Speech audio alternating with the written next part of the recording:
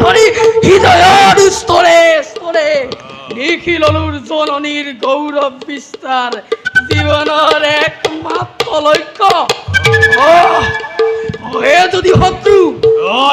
হে যদি শত্ৰু কৰে যদি আমাৰ ৰাজ্য আক্ৰমণ তেন্তে দানৱৰাজ ধৰি আনি তীক্ষ্ণ এই তৰোৱাল ধৰি কৰিম আপোনাৰ ৰাজপুতখন।